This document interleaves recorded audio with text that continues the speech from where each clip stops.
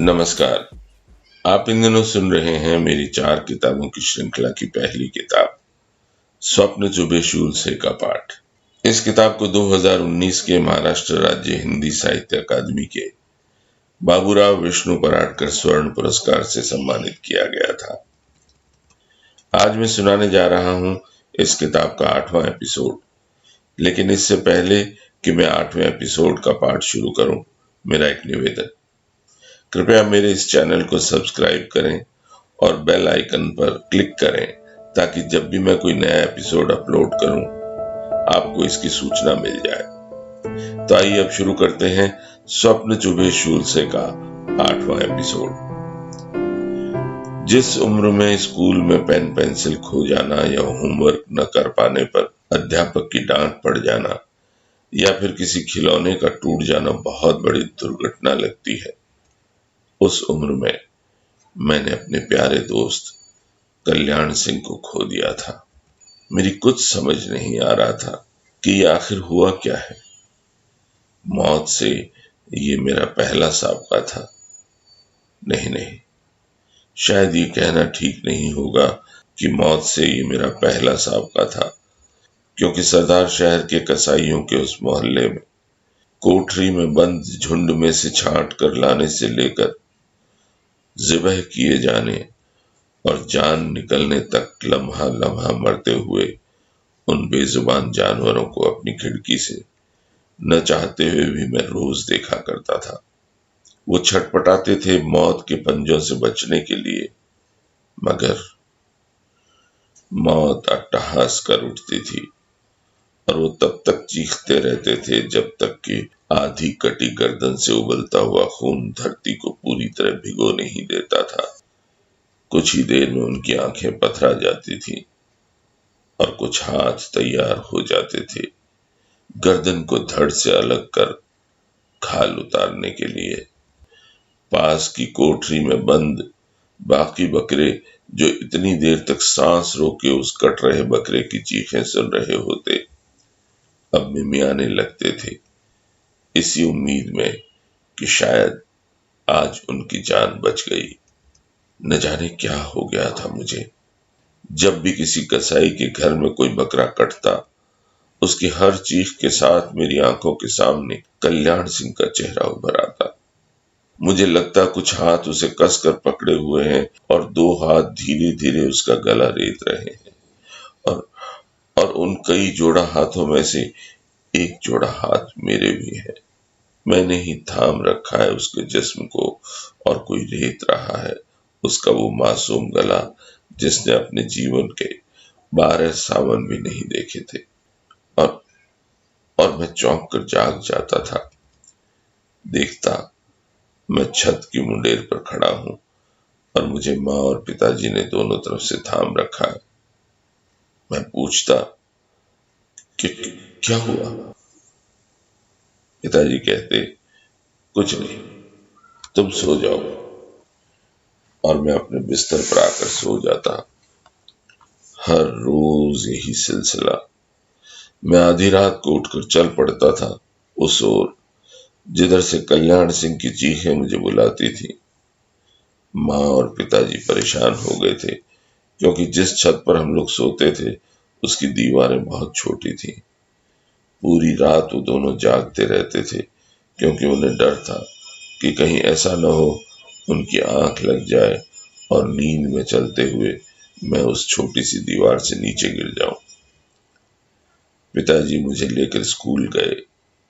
School के प्रधानाध्यापक जी ने बहुत स्नेह से मेरी पीठ पर हाथ रखा और कहा, बेटा, तुम तो बहुत बहादुर बच्चे हो, जाओ अपनी क्लास में जाओ। मैं अपनी क्लास में पहुंचा। देखा सबसे आगे की लाइन में दूसरी डेस्क पर बैठा हुआ कल्याण सिंह मुस्कुराते हुए मुझे बुला रहा है। मुझे लगा मैं यूं ही डर रहा था। कल्याण सिंह तो वहीं बैठा है अपनी पुरानी जगह पर। मैं डेस्क पर पहुंचा तो अचानक कल्याण सिंह चीख पड़ा। ये चीख बिल्कुल वैसी ही थी जैसे मैं हर रोज अपने घर की खिड़की में खड़े होकर अपने आसपास के घरों में से आते हुए सुनता था। मुझे लगा कोई कल्याण सिंह के गले पर छुरी फेर कर उसे रेत रहा है और कल्याण सिंह के गले से एक दबी हुई चीख निकल रही है। मुझे चक्कर सा आया और मैं बेहोश होकर गिर पड़ा। मुझे होश आया तो मैं घर पर था। पिताजी मां से कह रहे थे, तुम लोग बीकानेर चले जाओ। मुझे नहीं लगता कि महेंद्र को इन हालात में यहां रहना चाहिए। मैं आंखें बंद किए हुए सब सुन रहा था। पता नहीं कब फिर मेरी आंख लग गई। जब आंख खुली तो देखा सुबह का समय था। मैं शायद पूरी रात सोता रहा था, मगर आज भी याद है मुझे, मैं उस पूरी रात कल्याण सिंह के साथ था। कभी स्कूल के प्लेग्राउंड में, कभी प्रार्थना स्थल पर और कभी क्लास में उस छोटे से डेस्क पर उससे बिल्कुल सट कर बैठे हुए। मुझे बाद में पिताजी ने एक बार बताया कि दरअसल उस रात, पूरी रात मैं बिस्तर पर सोया ही नहीं था, इधर से उधर टहलता रहा था। आखिरकार मुझे लेकर मेरी मां बीकानेर लौट आई। भाई साहब पहले से ही यहाँ ताऊ जी यानी बासा के घर राम भाई साहब और गायत्री भौजाई के पास रह रहे थे। मेरा दाखिला फिर से गंगा संस्कृत स्कूल में करवा दिया गया। करणी सिंह, आशुतोष कोठारी, जवाहरलाल व्यास और दूसरे दोस्तों ने देखा कि मैं बदल गया हूँ, बिल्कुल बदल गया हूँ। इस दुर्घटना ने एक ही झटके में बड़ी बेरहमी से जैसे मुझसे मेरा बचपन छीन लिया था।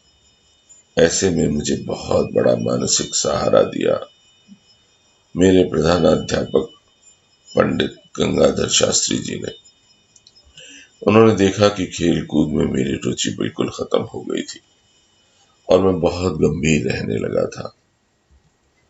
उन्होंने मेरे बदले हुए स्वभाव को समझते हुए मुझे कुछ बहुत अच्छी पुस्तकें दी और कहा, देखो बेटा, जब मन बहुत अशांत हो तो ये पुस्तकें पढ़ा करो, मन को बहुत शांति मिलेगी।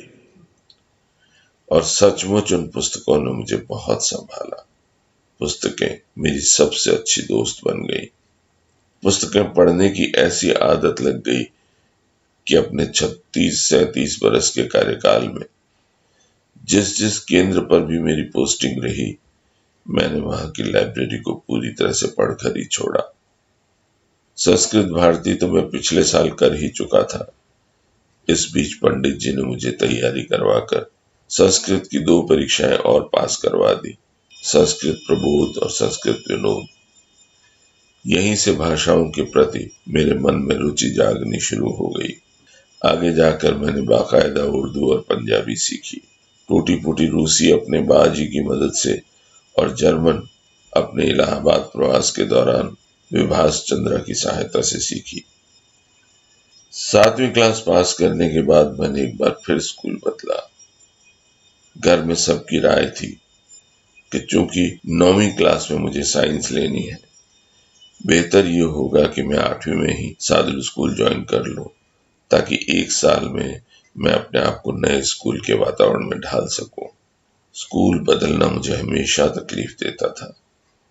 इस बार भी मैं थोड़ा परेशान हुआ, मगर इत्तेफाक से श्याम सुंदर मोदी, श्याम प्रकाश व्यास, ब्रजराज सिंह जैसे कुछ पुराने दोस्त जो मेरे साथ राजकीय प्राथमिक पाठशाला संख्या 9 में थे, यहां मुझे मिल गए थे।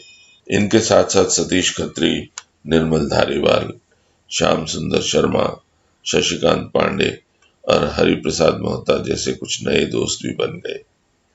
आगे जाकर यही शशिकांत पांडे आकाशवाणी में भी न केवल मेरा सहकर्मी बना, बल्कि न जाने किस किस तरह की कितनी मुसीबतों में उसने रेडियो के लोगों के मिजाज के बिल्कुल खिलाफ एक सच्चे दोस्त की तरह मेरा साथ दिया।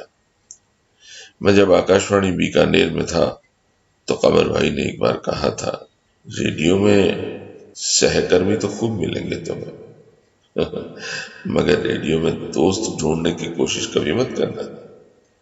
जब भी ऐसा करोगे, याद रखना एक गहरी चोट खाओगे।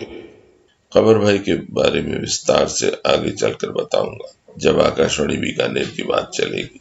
अभी तो यही कहूंगा कि उन्होंने बिल्कुल सही सीख दी थी।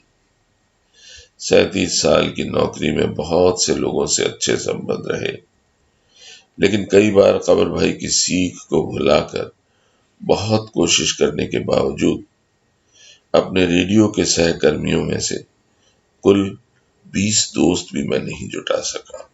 इसी बीच एक और तब्दीली आई मेरी जिंदगी में। मेरे छोटे मामा जी जो पहले जयपुर में रहते थे, अब बीकानेर आ गए थे। उनका दिमाग तकनीकी कामों में बहुत चलता था। उन्होंने बीकानेर आकर एक स्टील फर्नीचर का कारखाना लगाया, RCA इंडस्ट्रीज। ये कारखाना मेरे स्कूल और घर के बीच पड़ता था। मामा जी के कारखाने में अच्छा खासा स्टाफ था, मगर मामा जी खुद भी हमेशा मशीनों से जूझते रहते थे। स्कूल से लौटते हुए मैं अक्सर उनके कारखाने में रुक जाया करता था, और वो जो भी काम कर रहे होते थे मैं उस काम में उनका हाथ बटाने लगता। मुझे बड़ा अच्छा लगता था मशीनों को खोलना, उन्हें ठीक करना और फिर वापस वैसे का वैसा जोड़ देना। उन दिनों घर में अक्सर ये चर्चा चलती थी कि 9वीं कक्षा में मुझे क्या विषय लेने हैं। उन दिनों 9वीं कक्षा में ही तय करना होता था कि आपको कौन सी दिशा में जाना है। आप गणित, भौतिकी और रसायन शास्त्र लेते हैं तो इसका मतलब आपको इंजीनियरिंग में जाना है। अगर आपको मेडिकल कॉलेज में दाखिला लेना है तो आपको भौतिकी, रसायन शास्त्र के साथ जीव विज्ञान पढ़ना पड़ेगा, और अगर साइंस नहीं पढ़ते हैं तो आर्ट्स के कोई भी 3 विषय आपको चुनने होते थे। मामा जी ने सलाह दी कि मुझे गणित विषय लेकर इंजीनियरिंग में जाना चाहिए, क्योंकि मेरा दिमाग इस तरह के कामों में अच्छा चलता है। इस तरह मामा जी के उस कारखाने में कभी कभार उन मशीनों से जूझते हुए मेरे जीवन की दिशा तय होने लगी। मैंने 9वीं में गणित ले भी ली और इंजीनियरिंग कॉलेज में दाखिला भी ले लिया, मगर होनी को तो मुझे माइक्रोफोन के सामने लाकर खड़ा करना था, जहां मुझे अपने अनगिनत श्रोताओं से जुड़ना था। मगर मशीनों में इस रुचि ने मुझे रेडियो के मेरे पूरे जीवन में बहुत से नए नए अनुभव दिए। कई बार लताड़ भी पड़वाई और कई अवसरों पर शाबाशी भी दिलवाई। हालांकि अपने रेडियो के कार्यकाल में सर्वश्री HR Singh, Hemendra Soni, Chandreshkant Goyal, SN Chhabla, JC Gupta, MP Srivastava, MC Paliwal, DK Kulkarni, SK Dev, Kamal Varshney, Rajesh Ladda, Dinesh Mishra, Subhash Bhowmik, Vincy Fernandes, Vikas Jain, Narendra Goyal, Pradeep Shinde, Vinayak Talwalkar और रत्नाकर सिंह जैसे इंजीनियर साथियों से मेरे बहुत अच्छे संबंध रहे। मगर मशीनों से जूझ जाने की इसी आदत की बदौलत मुझसे पंगा लेने वाले कुछ इंजीनियरों को कई बार मैंने मजा भी चखाया। यहाँ एक मजेदार किस्सा याद आ रहा है, लेकिन वो अगले एपिसोड। अभी आप सुन रहे थे मेरी किताब स्वप्न चुभे शूल से का 8वां एपिसोड। अब तक मेरी हिंदी में 3 किताबें प्रकाशित हुई हैं। स्वप्न चुभे शूल से, क्यों उलझे तुम मन और सिमटती धूप लरसते साए। मैं अपनी ये सभी किताबें आपको इस चैनल पर पढ़कर सुनाऊंगा।